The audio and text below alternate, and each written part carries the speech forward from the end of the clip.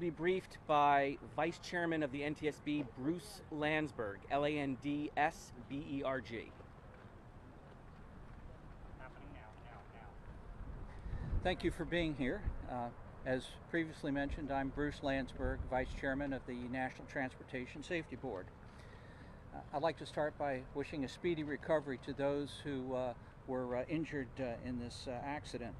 And we're here to begin the investigation of the Miami Air International crash.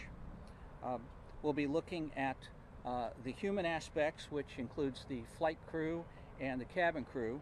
We'll be looking at the machine, that'll be the aircraft itself, and then finally the environment, which would include the airport, the weather, and air traffic control. This is obviously a major investigation for the NTSB, and we will have 16 team members here. I'm joined here at the microphones with our investigator in charge, John Lovell, and Captain Connor, who is the base commander. We've got people on the ground now, and we have more arriving shortly. A multiple of specialties, including human factors, air traffic control, airframe, engine and power plant, aircraft performance, survival factors, weather, and the airport itself. So let's start off with what we know at this point. Miami Air International Flight 293 was inbound from Guantanamo Bay and landed here at Navy Air Station Jacksonville at about 9:49 last evening. There were 135 people on board and 7 crew members. The aircraft overran the runway. That would be runway 11, which is an easterly alignment. Everybody survived with some few minor injuries. The aircraft departed the right side of the runway at the far end and impacted a low seawall, which was made of loose stones and rocks, and stopped in the shallow rivers of the St. John River. What do we know about the aircraft itself? Well, it's a Boeing 737-800. This aircraft was built in 2001 and has no history of any prior accident or incident. It's powered by 2 CFM fan jet engines. There are over 900 in operation here in the United States, and over 4,000 in operation worldwide.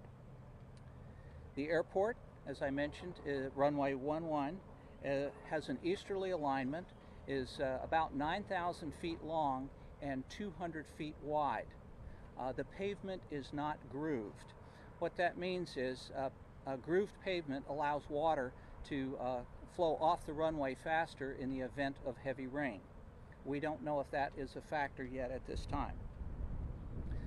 The weather, we'll be looking very closely at that. There were some reports of heavy rain, and we haven't ascertained yet exactly what the weather was at the time of landing. The operator is Miami Air International.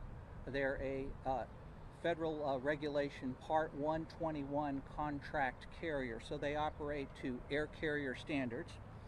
They have 5 Boeing 737 aircraft, and they have had 1 accident that occurred in November of 2015, also a Boeing 737 that experienced a hard landing in State College, Pennsylvania. That's what we know. Now we have to get to what we are going to learn in the course of the investigation. And we've got some challenges here because the aircraft, the bottom half of the fuselage, is covered with water.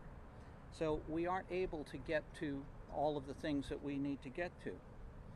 I know there's a question on the status of the pets. We don't have details on that. As a pet owner myself, we have great empathy for those people who have possibly lost their pets. This is important. We have recovered the flight data recorder. That has the ability to record over 1,000 parameters, and that'll give us the airspeed, position of flight controls, the altitude, the point of touchdown, and many, many things relative to what the aircraft was doing and so forth. That flight data recorder is right now on its way to the NTSB laboratory in Washington, D.C., and it was undamaged, so we expect to get a very full report on that shortly. The cockpit voice recorder, which is the device that records the intra-cockpit conversation between the crew and also external transmissions with air traffic control, is another matter. That is in the tail of the aircraft and is currently underwater, and we cannot get to it until the aircraft is moved. I don't know exactly when that will be, but obviously we're working on that to get it done as quickly as possible. Before we take your questions, I want to thank Captain Mike Connor for the tremendous support we've gotten from the Navy, to all of the first responders here in Jacksonville who were so helpful in recovering the passengers and crew, and finally to the Customs and Border Patrol who provided us with the opportunity for an aerial examination by helicopter of the crash site. There will be future updates and images. You can follow us on Twitter at NTSB_newsroom. For taking questions, I'll ask that you please raise your hand. I'll call on you and then identify yourself and your affiliation. So, ma'am? Ashley Adling with Channel 9. Can you tell us where the pets are in the plane? I don't have a lot of information on the pets because NTSB literally just arrived on site here today. I will ask Captain Connor to address the pet situation. Yes, good afternoon. I'm Captain Mike Connor. I'm the base commanding officer, and again, I would like to express our sympathies to the passengers that went through their experience last night. And we're thinking about them. Our thoughts and prayers are with them. So when we arrived on scene last night, and I'd like to commend my First Coast Fire rescue personnel, Department of Defense firefighters who were first on scene and immediately jumped in the water, risking their life to help the passengers out of the plane. Our first response, our first priority was obviously human life. So that was our immediate focus, was getting the people to safety. When I arrived on scene, most of the passengers had been taken off the airplane and were ashore. And then I had learned that there were pets aboard the aircraft, and my heart immediately sank because I'm a pet owner myself, and cannot imagine what the pet owners were going through. Our second priority, once we knew that the passengers were safe, our second priority was to try to attempt to determine what the status of the pets. Initial responders did look inside the cargo bay. They did not see anything. They did not hear any animal noises. They could not see any crates. So at that point, as well as for their own safety and not knowing if the aircraft could potentially sink and risk their lives, they backed out. As the evening progressed a little bit and we got some additional actions done, I asked the first responders to go back and make an assessment. And they did. They went in, they could look in from the cargo bay door. We asked them to specifically look for pet carriers, and they could not see any pet carriers that were above the water line. So we obviously do not have confirmation, but we are continuing to do what we can to positively determine the status of the pets. And that is what I have with respect to. I know there's a lot of people concerned. I spoke with some of the pet owners last night, and it was a very obviously rough situation, and our sympathy and my heart really goes out to those families. Thank you, Captain Connor. Sir. Scott Johnson, Channel 4 Jacksonville. Can you say at all what happened to this plane as soon as it touched the ground? Do we have any idea what happened once the wheels were down? Or were the wheels down? Yeah, the short answer is no, I cannot. We're very early in the beginning phases of the investigation. The flight data recorder will give us all of that information. It'll show the status of the engines, the status of the flaps, slats, and the spoilers on the aircraft, and whatever braking was applied. So we will have all of that information, but we do not have it at this time. How are we getting the plane out of the river? Oh, ma'am. Brittany Donovan with Action News Jax here in Jacksonville. Have you been able to talk to the captain at all? Did he give you any indication of what may have happened Have we spoken to the captain? My understanding is that we have spoken to the crew. I might toss this over to our investigator in charge, Mr. Lovell. John, you. We are in the process of setting up interviews at this point in time where we will really get more accurate description directly from the flight crew as to what they were experiencing. We have not had that in sufficient, when I say we have not had that firsthand, so I cannot really address that with any degree of accuracy, and I would prefer to be able to defer that, if at all possible, till after we do that. Our hopes are to interview the crew tomorrow. Yes, sir. Ryan Nelson, Action News Jax. Where on the runway did the plane first touch down? I don't know where that would have occurred. Obviously, that's a good question. I suspect there might be some security or tower video, but we don't know that information yet. Sir. Eric Bates, Channel 9. Was there any indication that there was anything wrong from the flight crew or anybody prior to it going off the runway? Like when it was approaching, were there any calls or distress or anything like that? Or? That's one of the things that we'll be looking at, and we will get a lot of that information from the cockpit voice recorder as soon as we are able to get the aircraft out of the water. Ma'am. Jasmine Clark, First Coast News here in Jacksonville. Can you clarify, because we've been told it was runway 10, you said runway 11? Our understanding, is it 10? Yes. Okay, I stand corrected. It is runway 10, and that, for your information, is an alignment of 100 degrees magnetic. So it's almost eastbound. East is 090, and this was just a little bit off of that. Sir. Tom Justo, ABC.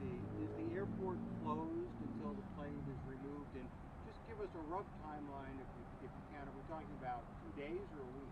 Captain Connor? The airfield is currently closed, and we're coordinating with NTSB as to terms of when we can open the field. Obviously, our first priority is to remove the aircraft from the St. Johns River. How long do you think that's going to take, though? I don't have any information on the specifics. You, sir. Joshua Ford with the Associated Press. As far as an investigation standpoint, what are you looking at the aircraft as far as preserving the scene for your data and your investigative purposes before you would move it? And then how would you move it? Would you move it out with a crane? Do you have to either hoist it up? Like, how would that process work? We are going to be very careful in preserving the perishable evidence, because it doesn't make any sense to tear the aircraft apart and lose what we refer to as perishable data. Mr. Lovell, would you care to elaborate on that? Yes, currently we are speaking with the insurer and salvage company under the direction of one of our NTSB specialists, who is a structure specialist that specializes in really examining the aircraft structure in detail and looking at how best to remove the aircraft to preserve the evidence as was stated. Currently there are some ideas that are being floated as to how that will be done, but nothing has been finalized, but I think we're very optimistic that it can be done. Yes, sir. Mark Strauss with CBS News. I understand we're waiting for some information for the data reporter comes back. Okay. So I don't know whether this is a good question for you or Captain Connor, but let's flesh out some of the details a little bit. How much water roughly is the plane parked in? And the folks who are waiting on the wing for the raft to come out and pull it back, how long do they have to wait over the elements, like while they were waiting? Captain Connor? Obviously, I don't know exactly how much water the airplane is. My estimate would probably be somewhere in the vicinity of 4, 5, 6 feet in terms of that. And in terms of the conditions, when I arrived on scene, the rain showers had stopped. There was no storms active. In terms of how long they were on the wings, I don't have an estimate on how that was, but our crash station, where our first response firefighters are on the airfield, they are within a minute to 2 minutes, from that location. So were the people in like pretty good spirits, pretty good shape, or were they kind of? As I saw them coming off the plane and being escorted onto the airfield, everyone was very cordial, and there wasn't any commotion or any kind of panic. Everybody was very calm. When I spoke with the passengers later in the evening, they were obviously, they were tired, they were wet, they wanted to just get into bed and get a change of clothes, but they are all, very, respectful and cooperative, and they were patient with us. And we really appreciate. Satisfied with the response? Yes. Captain, while you're there, can you Yes, sir. update us on the injured, please? I think I understood you to say that the runway doesn't have grooves. That is correct. Unusual for a runway that handles passenger airplanes. Would you like to address that? Okay. So this runway went under a complete renovation in 2016, as many of you know. The runway has a crown on it, so it's curved in the middle. One of the goals of the project was to better improve the cross slope. So in other words, any water that's on the runway will run off laterally or towards the edges. And we achieved that goal. The Navy requires a cross slope of 1% to 1.5%, and this runway meets those requirements. In terms of the grooving, it is not required per requirements, and as such, it was not included in the design. Can we get an update on the injured, please, from the PRA? Absolutely. So I know, obviously, initial reports, there's lots of confusion in terms of numbers, and those numbers change. Some passengers left the scene, later came back wanting to seek treatment or to be looked at. So that's why some of those numbers change. But in total, right now we've 41 people were transported. Now that number is high from the standpoint that of those, 19 were family members or friends that were escorting the passenger they knew, to the either the local hospital here on base or out in town. So 22 passengers, 22 people sought medical attention. Only one person was hospitalized. It was a dependent, 3-month-old child. It was the child was admitted to the hospital as a precaution for observation overnight, and last I checked this afternoon, the child was to be released. Captain, one more question about the runway. I mean, I understand that obviously the runway meets requirements of the plane with the landing here to begin with, but is there anything particular for a jet this size? Is there anything particularly challenging about 9,000 foot runway or anything else about the runway that is particularly challenging for a? In terms of length, 9,000 feet is not challenging for this airplane. How will the plane be physically removed? Can you explain how that process works? Mr. Lovell? How? That is being discussed at present. There are some ideas being floated in terms of putting some sort of cushioning below it, having that inflated, and then being able to pull it off, moving it on those cushions. So again, that is just one idea that is being looked at right now, and that will be examined in detail. The resources are being assembled and the plan is being looked at, and so that really is all I can say at this point. Do we know why it was flying so low, the altitude? We do not have any information relative to that at this point. The flight data recorder will absolutely clarify that for us. There is an instrument approach, I believe, an ILS. RNAV. There's an RNAV approach, so that depends on GPS to align people with the runway. This is your house, sir, if you want to explain the RNAV approach. Sure. So this runway 10 has what we call an RNAV approach, which means the aircraft uses GPS guidance to determine the desired course to the runway. We also have what's called a precision approach radar, which is a ground-based radar that can determine the aircraft's position very precisely. During this approach, it's standard procedure for our precision approach radar to monitor the RNAV, to monitor the performance of the aircraft. Any environmental? Okay, let's kind of raise your hands and we'll call on you. So, ma'am. Yeah, any Environmental environmental concerns? concerns. At the crash site, there was some leaking of jet fuel, and the Coast Guard, as I understand it, has installed some booms around that to contain the jet fuel there. I was out there here this afternoon, and you can smell the jet fuel, but it seems to be well contained. They laid out a couple of booms, so I think that that works pretty well. One more question. The man says one more question. So, you, sir. Sir, do we know if the plane ever actually touched the runway, or did it miss it completely? Do we know what were the events? We do not know that at this point. There are what is referred to as witness marks, basically skid marks off the end of the runway. That's how I could tell you we could see the track of the nose gear and the main gear off the end of the runway and off to the right side between the pavement, where the pavement stopped, and when the aircraft impacted the seawall. So thank you all very much for coming, and we'll have some additional updates tomorrow as we get the information going forward. So thank you very much for being here. Can you just give me your name and your title?